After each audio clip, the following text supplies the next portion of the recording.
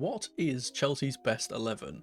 In this video, we're going to find out. I'm going to go through every single player that has touched the pitch for Chelsea this season, give them a grade, and then at the end we'll put them into a cohesive starting team. So let's find out who makes the cut, who falls just short, and who should never ever put on the Chelsea shirt again. Alright, so here we have the tier list, and what we're going to do is obviously we're going to go through every single player that's played this season, even if that is a very small amount of minutes, and we're going to put them from player of the season shout, or great, decent, stinky, disaster, and then not applicable. Now, the reason why I have this not applicable one is because despite there being players that have touched the pitch for us this season, it's really hard to judge them based on the limited amount of minutes. One that springs to mind immediately is Genesis Antwi. We'll get to him in a sec. I think he's probably going to go in here because he basically played 2 minutes and it's really hard to kind of judge a player off of that. However, for the most part, we're going to be putting them into these 5 boxes, and hopefully once we've finished doing this, we can then make a starting 11 out of the top 2 boxes here, with the player of the season shout players obviously going in immediately, and then the rest of them the rest of the great players and maybe some of the decent players having to be pushed in as well. Now, I think this is going to be quite fun. Now, I have got every single player I believe that has ever played this season, including players like Harvey Vale, who I had to go on the Wayback Machine to get his profile picture for because he no longer plays for us. He's now gone to QPR. But without further ado, let's get into this. The first player up, and these are obviously in alphabetical order, is Josh Achimpong. Now, I think he's been a really good player for us when he's touched the pitch. I don't think that he's played as much as most would preferred. I would have preferred him to play a little bit better, but I think putting him in decent is good enough. I don't think he's been great because I don't think he's been given the platform to show how great he can be. So for the most part, I think putting him in decent is good for him. Now for Tosin, I put him, if you watch the last ranking, and obviously there's going to be duplicates from that last video in here, if you watch the last thing, I put him in A. I put him very, very high up for a signing because I think that he's been very good for us considering. I'm going to be putting him in the great one here, just because every single time, and especially recently, that he has touched the pitch, he has been one of our better centre-back options. If you think about the other type of players that we kind of have in that position, say Chalobah, say obviously Achimpong himself, say Badiashile, I think he trumps all of those, and I think he's been good enough to get into this box, but obviously he's not been a player that is great enough to get into a player of the season shout or anything like that. Next up is Matisse Amugu. Now, he's the first player that goes into the non-applicable. He has played for us, but it's so little minutes that it's basically impossible to give him a grade. I wish that he would have gotten more opportunities to play this season. He might do through the end of the season, depending on how busy we get with our fixtures, etc. Just because we need to rest players like Caicedo, but with Lavia coming back soon, I don't think that's probably going to be much of an issue. Next up is Atto Amper. Again, he's going in here. I'm going to put Antwi in here because I spoke about him earlier. These players are players that I've gotten off the bench in cup games and stuff, but haven't really played enough minutes to give a good grade on. Badiashile is next. Now, it's hard to judge Badiashile because he's not played very much. He's been injured for some of the season. When he has played, I think he's been a bit shaky, though I think he's been getting a bit better. For now, I'm going to be nice. I'm going to put him in decent, but this could very well change at the end, and we could be moving players around a lot at the end here, depending on who else goes in here. So he could possibly get demoted to stinky, but I think for now we'll put him in decent. Now, the next player up is Caicedo, and it's pretty obvious where he's going. Genuinely think that without Palmer being in the team and without Cucurella being so good, Caicedo would be hands down easily winning the player of the season this year, and I think he probably will do. He's been phenomenal for us all season pretty much, and yeah, it's no denying now that he's worth every penny that we pay for him, where most people would be putting him in debates with certain other players, and I think he could completely trumps them. I think it was last season when I spoke about Caicedo in his ranking, and I said he was the top second midfielder in the world after Rodri, is what I said. And I think this season he's really proven that he can be up there with the best of them. So yeah, goes up into player of the season shout, absolutely. Next up is Cesare Casadei. Now, this is a weird one for me because despite him obviously now leaving, he's gone to Torino.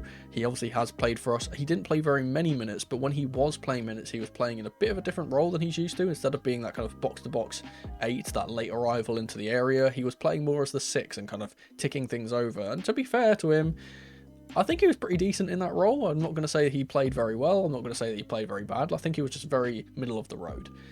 Next up is Chalobah. Now, he's been recalled from his loan, and despite really liking the lad, I think it would be very, very poor of me to not put him in one of the bottom boxes. I don't think he's been very good since he came back. I think that not only has him coming back kind of not been successful, I think he was having a good time at Palace and he's not really had a good time here. I feel like he's had a few mistakes and stuff like that, but also the fact that he's blocked the pathway for Acheampong as well is kind of like not lulling him down a little bit here, because I feel like if he wasn't here, Josh would be getting more minutes, and because he is here, he's not, and it's annoying because Chalobah isn't even really playing much either, especially now that Wesley Fofana has come back and things like that. So I feel like this was a bit of a waste of time, honestly. But yeah, I'm going to be putting him in one of these boxes. It is arguable that he could go lower, but I think he hasn't played enough since coming back to warrant him being put in disaster. Next up is Chilwell. Now, he has actually played a game for us this season, believe it or not. I think he played in the 5-0 beating of Morecambe, I think it was, in one of the cups. But yeah, that's his only appearance, I believe, and then he's been shipped off to Crystal Palace for the most part of the season. He basically never touched the pitch, wasn't even training. I think he has been, I'm going to say he's a disaster, not from a quality standpoint, but from just in general, everything around his career this year has just been utterly woeful, in the fact that he didn't get a loan, he didn't play any first team minutes for us, basically. He got a very small cameo in that Morecambe game, and he's basically not done anything good ever since. So he's going in there. He'll probably be sold in the summer, let's be honest. So he goes into there. Next up is Carney Chukwuemeka. Now, I'm probably going to get hate for this. I think Carney Chukwuemeka is a very good player. I think that he is a player that was severely hampered by the injury that he got, and he has never really recovered from it. Now, I think that if we're judging him on basis of Chelsea performances this season, and there were a few, he can't go above this. I do not think that he's done well enough in a Chelsea shirt this season, and obviously he had very limited minutes. That's the big caveat here, right? Objectively, he did not play well in the minutes that he got. I don't think he got enough time to really show what he could do in truth, but he did have a more significant amount of minutes than, for example, these three down here. So I think he has to go here. He's obviously been put out to Dortmund on loan. I think he's gotten injured again, actually, out there in Germany, which is unfortunate for him. But yeah, not a very successful stint for him this season. Hopefully he can get back on the horse as he comes back. Now, in comes Levi Colwill. This is an interesting one because he has played in our first team pretty much all season. I think, though, putting him in great would be a big disservice to how he's actually played. I think he's only been good when he's next to Wes Fofana, so for that, I'm going to be putting him in decent. I think Colwill is a player that gets massively overrated.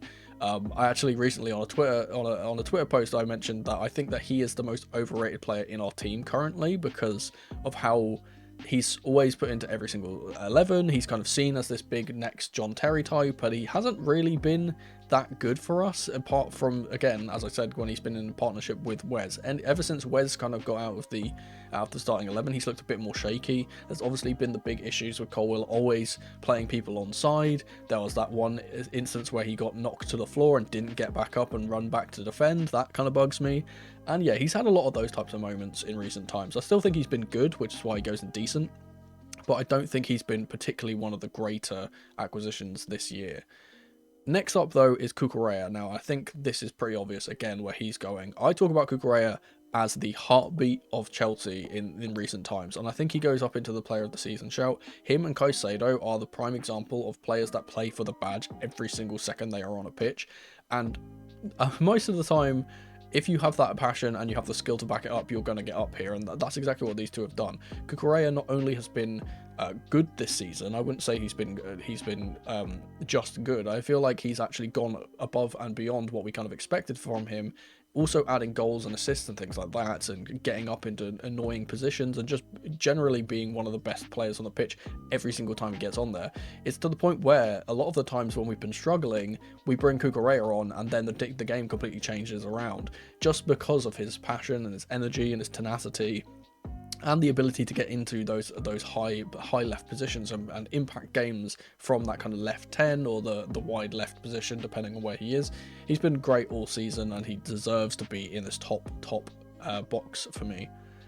Up next is KDH. Now, I spoke about him in that last video too. I said in that I think that the treatment of him has been a bit harsh.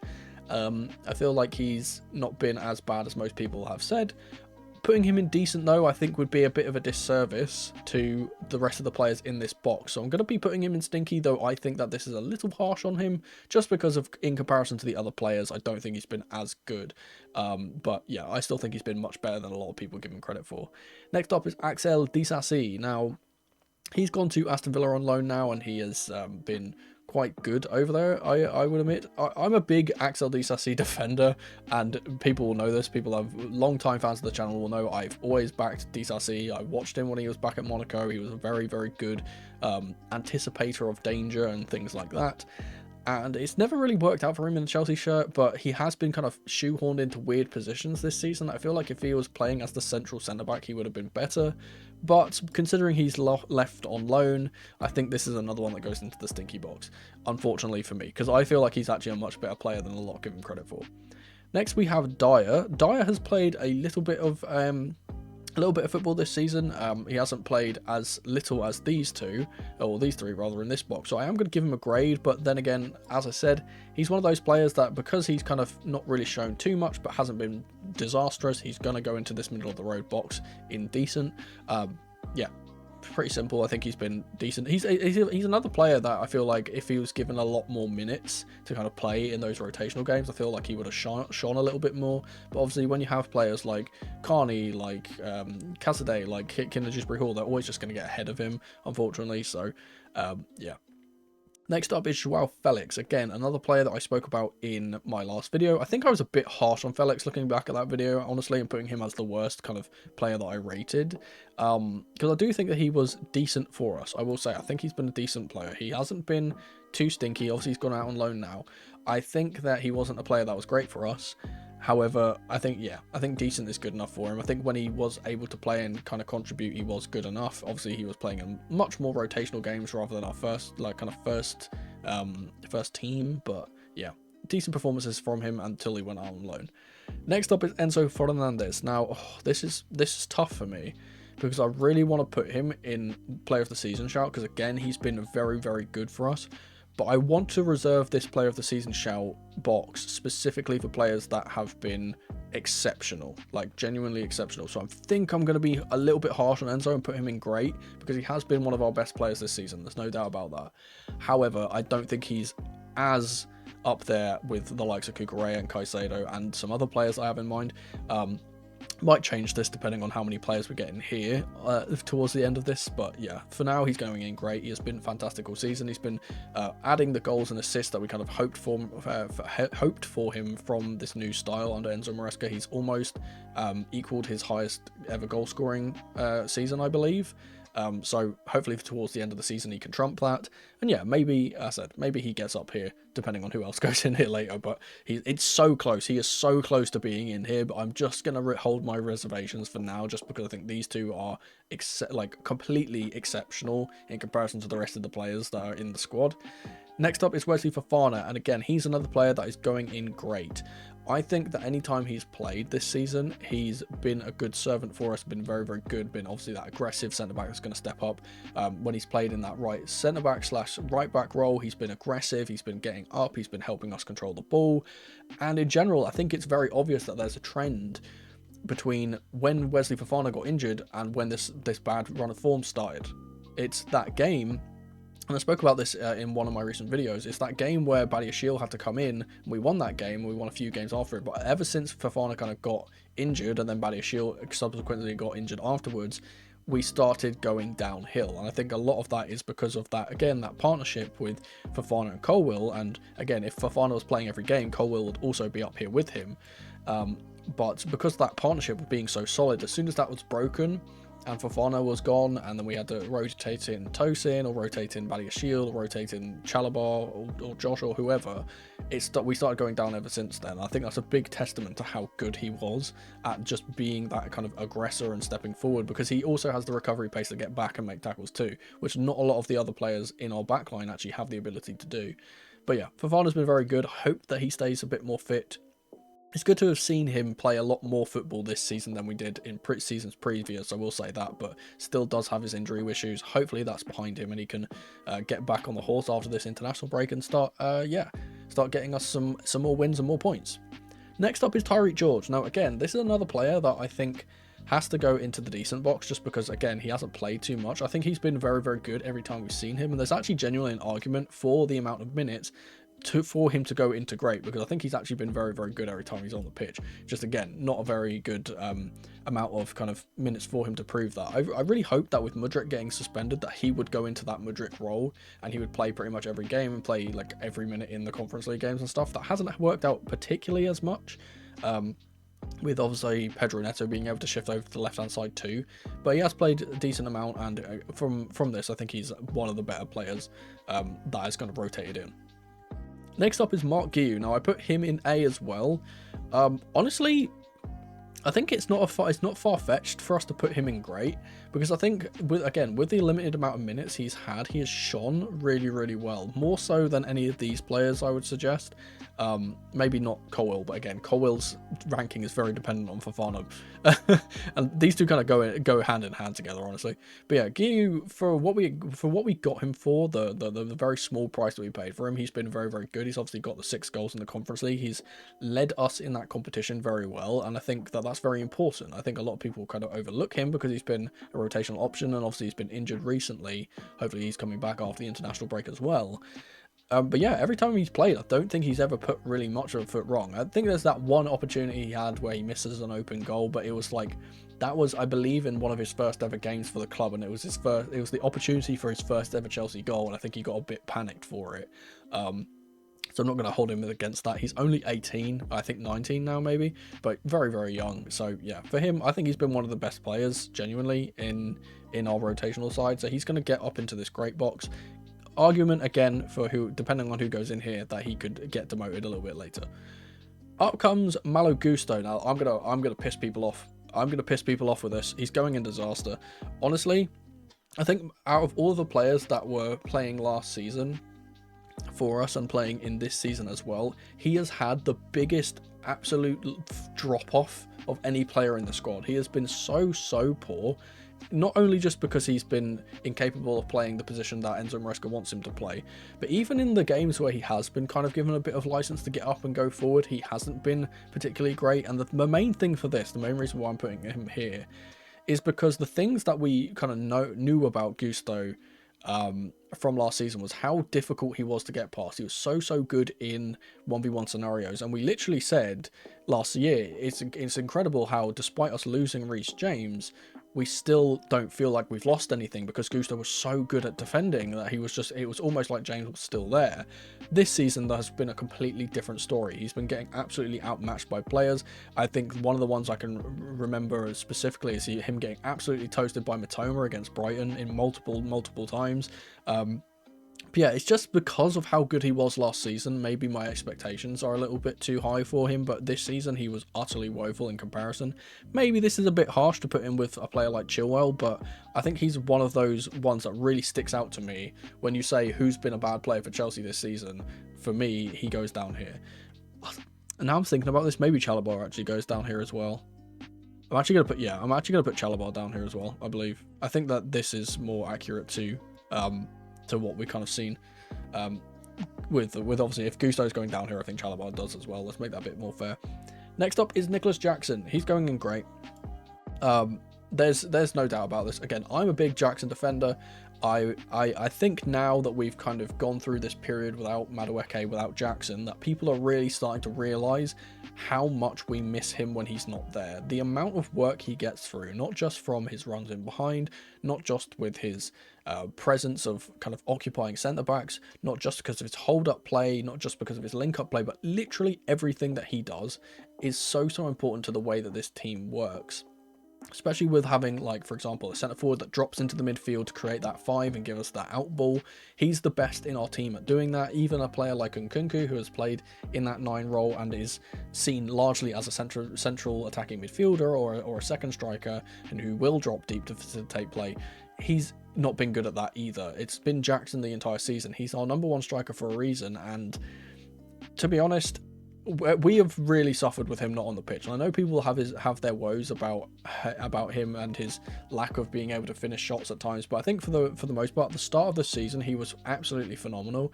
And I think his kind of downfall, I spoke about this with Sancho in the last video, his kind of downfall was very, very much dependent on like the other players getting injured. As soon as the other players started getting injured and our form as a team as a whole kind of dropped, his form started dropping as well. Same thing with Jackson, same thing with Palmer rather.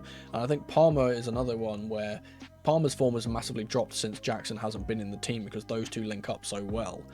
But yeah, for the most part, I think Jackson's been great, and I think that it's the absence makes the heart grow fonder effect with him. That now that we haven't had him, it's really, really apparent how much we need him in the team.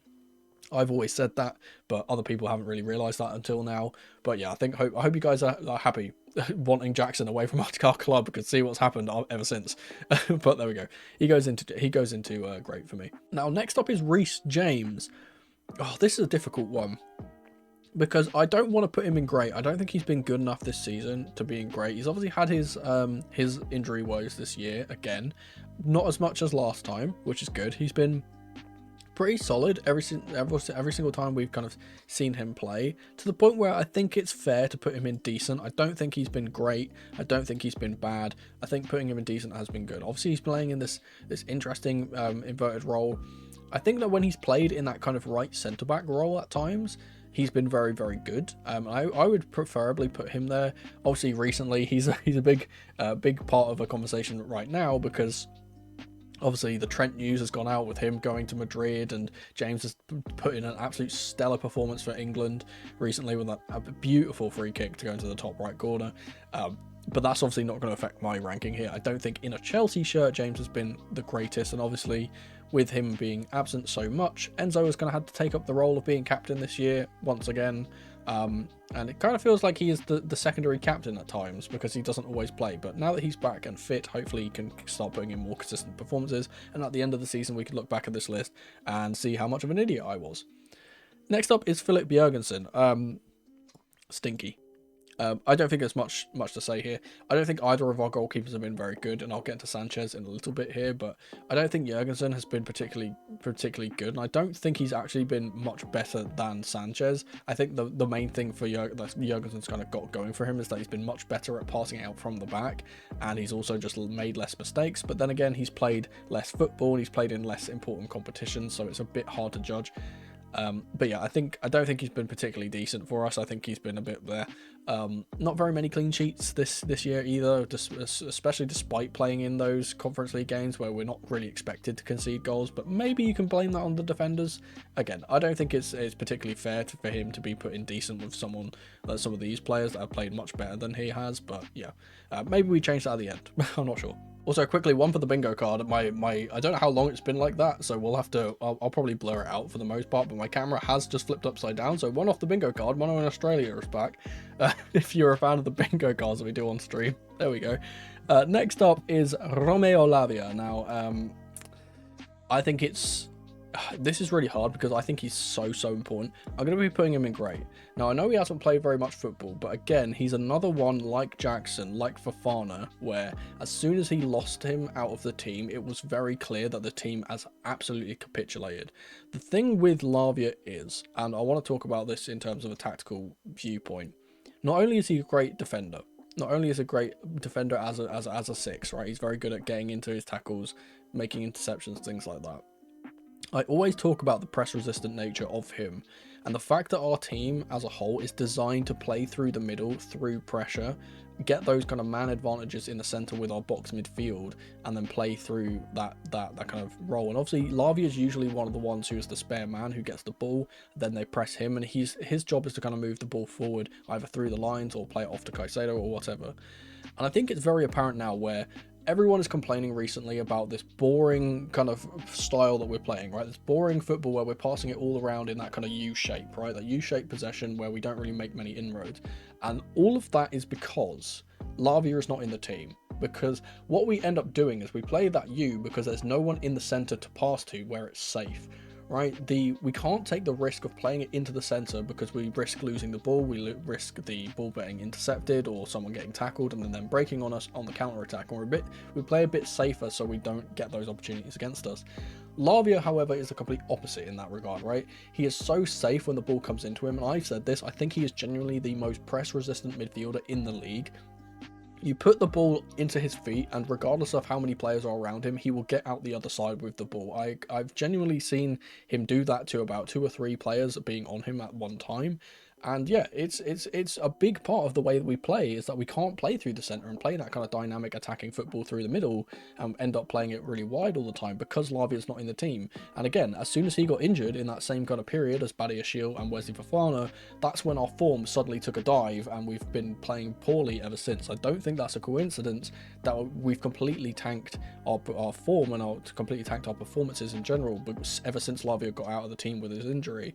Now that he's coming back after the international break, and he's obviously played a little bit of football, but he hasn't been put back 100% in. I think he will be back 100% after the international break. I think this is where we get our surge, our second wind, as it were, as a club, and we kind of push on and start playing good football. He's been so decent for us. Genuinely, it's arguable that he could go into this player of the season shout, but because he hasn't played many minutes, I can't actually put him up there just because of his lack of availability. But yeah, very good for us this year, Lavia. Next up is Noni Madueke. Now, again, this might be a controversial one, but boom, he's going straight in great as well.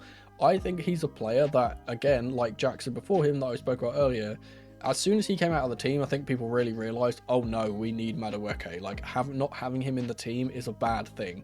Obviously, he's currently injured as well, coming back after the international break, which, again, after the international break, we get so many of our first teamers back. It's going to be great. We're going to be able to play some really good football. That game against Tottenham that's coming up in a couple of weeks, or whenever it, I don't know how long it is. I don't know how long it is when I put this video out, but yeah, that game is going to be so good because we get all of these players back. Now, speaking about Madueke specifically, obviously he has the most goal contributions out of all of our wingers so far this year. And I don't think it's even just goal contributions. I think that the way that we play is, again, I always speak about this, and I always say that I always speak about this when it comes to our tactical breakdowns. Our designed philosophy in this system is to play our wide players really out wide onto the touchline, make 1v1s, and can the player win 1v1s? Pedro Neto has struggled at times to beat his player 1v1. Sancho has been able to do that at times, but his end product has been lacking. Madueke, on the other hand, has been the one winger that we've had this season that is very good at beating his man, and not only is he very good at beating his man, but there's usually some kind of end product, whether that's a chance created or just disruption happening, a pullback to someone like Palmer, or a goal in his case where he's actually got shot from those kind of neat, like, acute angles from the right hand side. He's always been the best winger in our team this year. Absolutely, there's no doubt in my mind, and he goes up here because out of all of the players that were wingers, he's the best one. He gets into great. Next up is Shim Mweka. Now, oh man, there's an alternate universe here where Shim Mweka scores with his first touch in that game where he came off the bench, and we put him in a different place here. I think that it's hard to judge Mweka because, again, his game time has been limited. He played that small cameo where he nearly got a goal, and then he played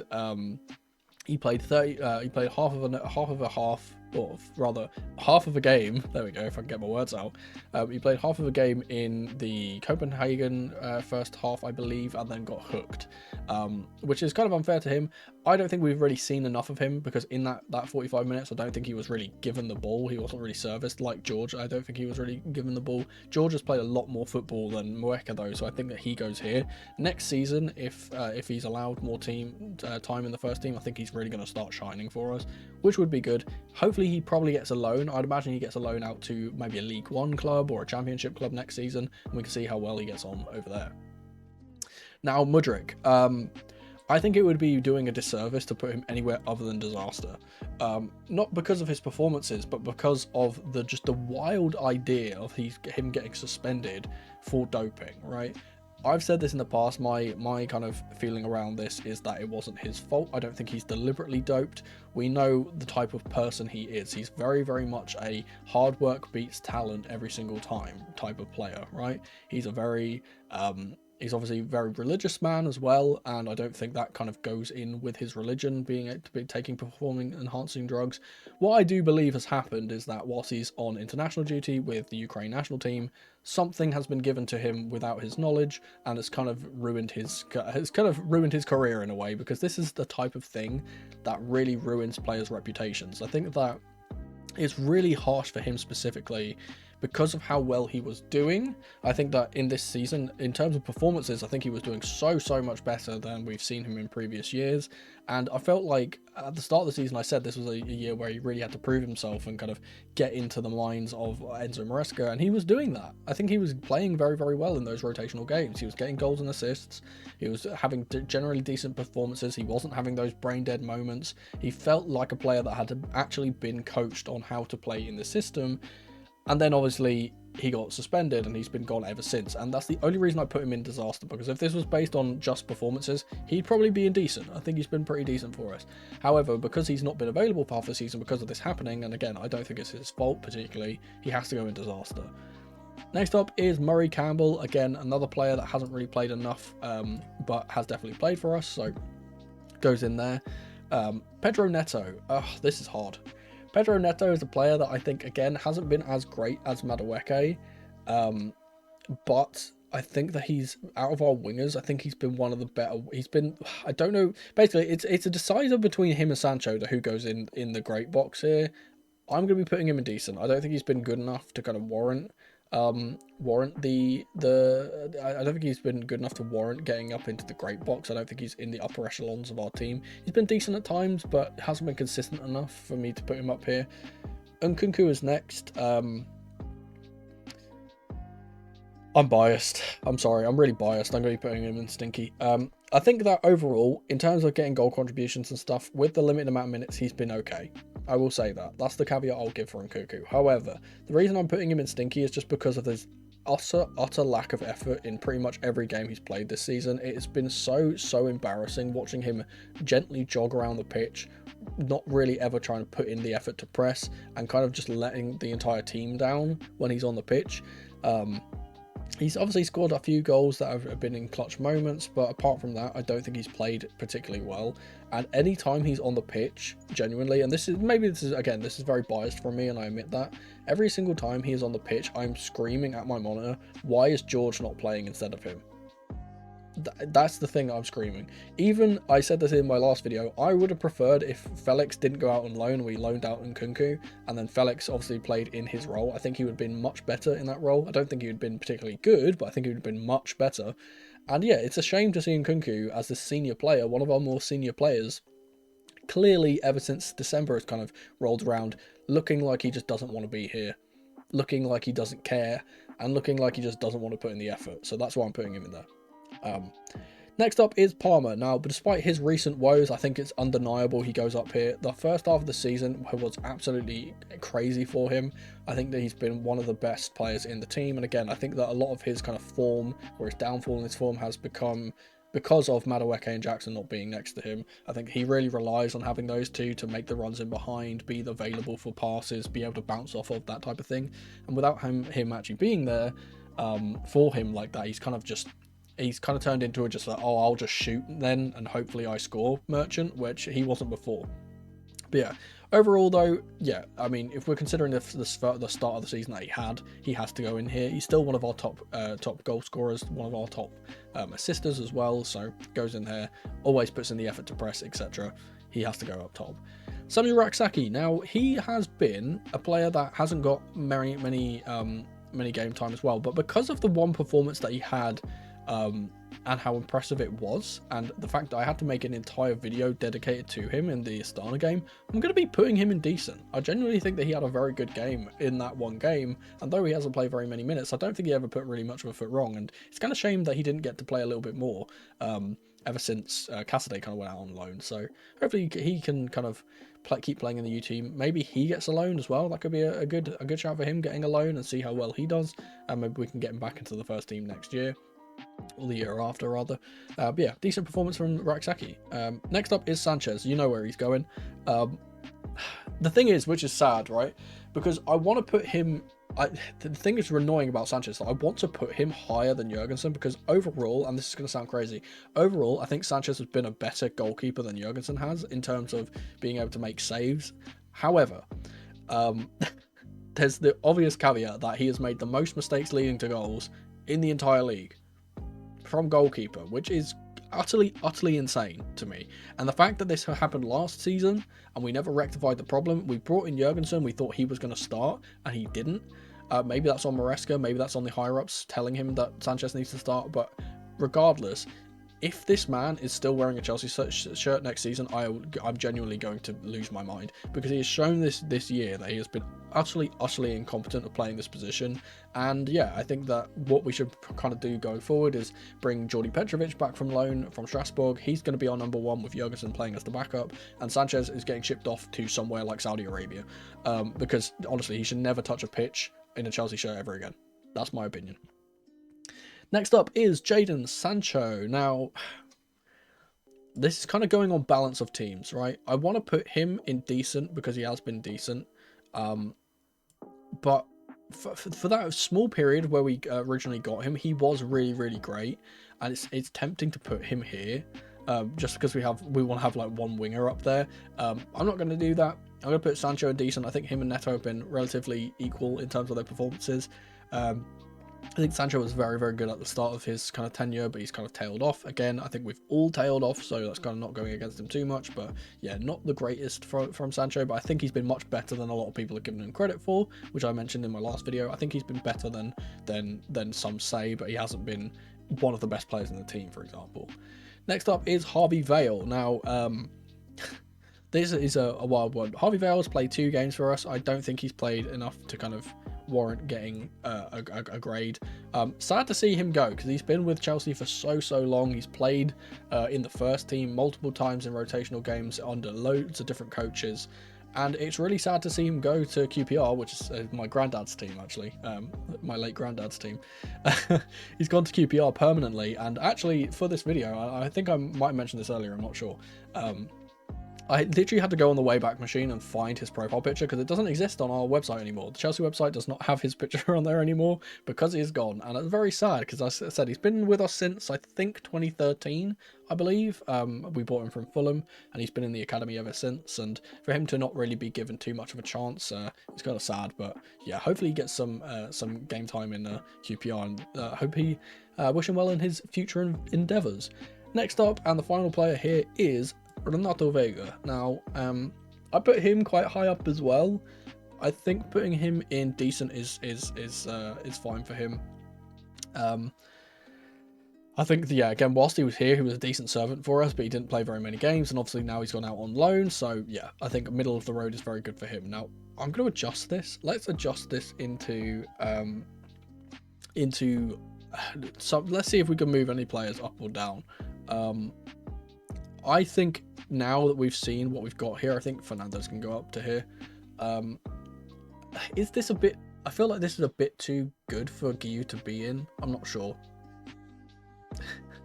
And it's really funny as well, right? So I wanted to base this off of, like, okay, whoever's in the higher upper echelons of the team is going to be the players that are kind of getting into the team. But now I've seen this, and I've seen Colwill here in this thing. Oh, you know what? I'm gonna be nice. You know what? Colwill's going up. Colwill is going up. Officially, Colwill is going up. I think that those three can be. What I should do is I should change this to good. Decent is decent. Good is good. These have been good players for us. There we go. But yeah, I think that we should do that because I think it would be harsh to not have Colwill in here with Fofana. Now we can kind of make them into a starting 11, which we'll do right now.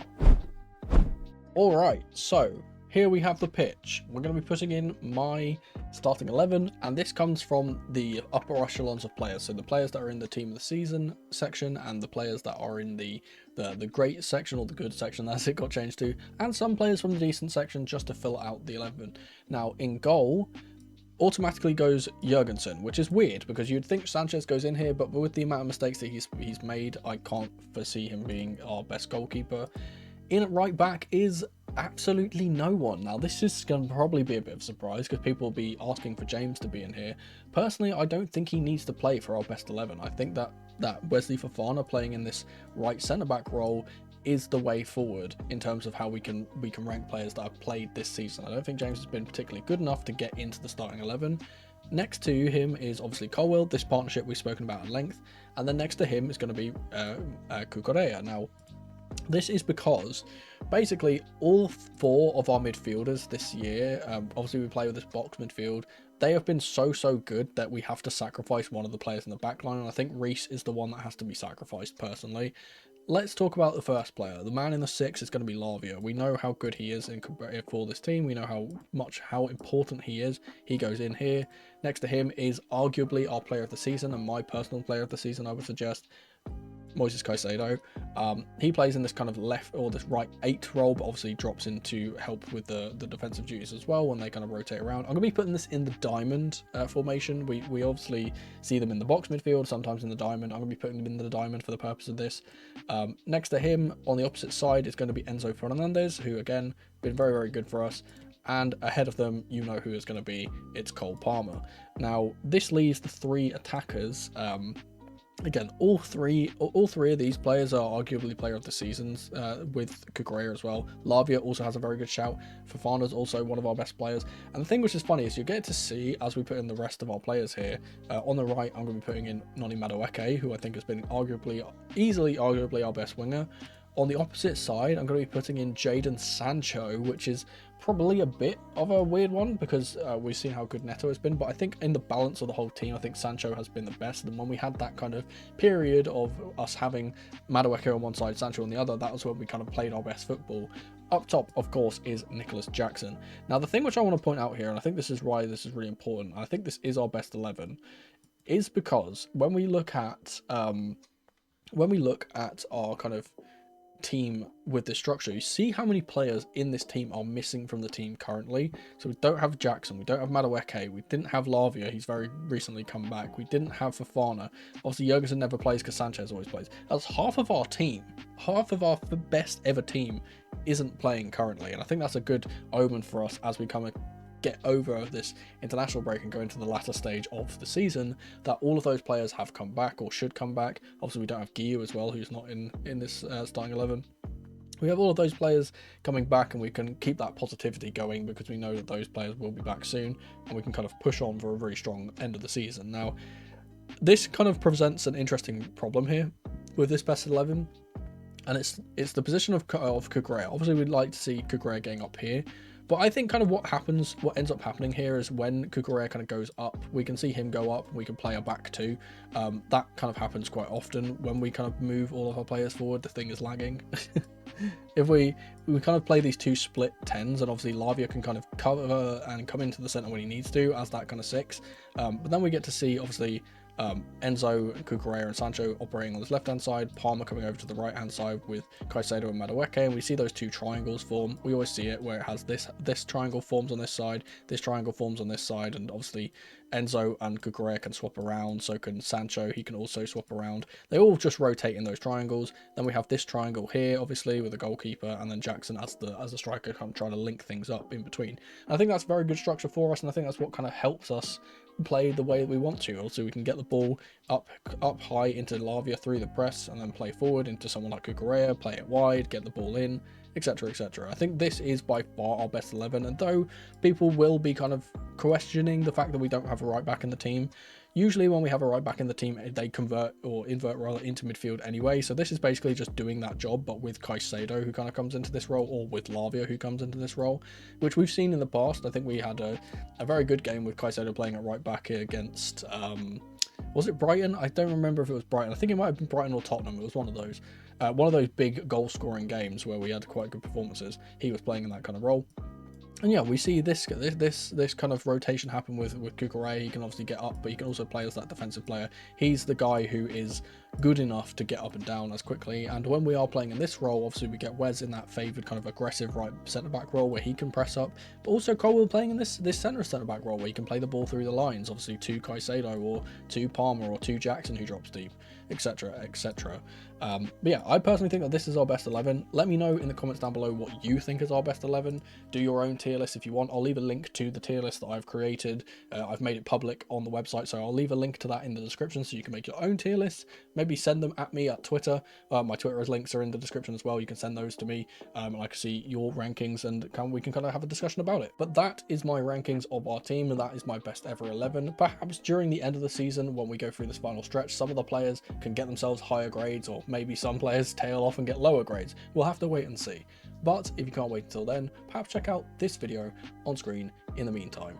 Thank you guys so much for watching as ever, and remember, in the rain or in the dry, keep that blue flag flying high.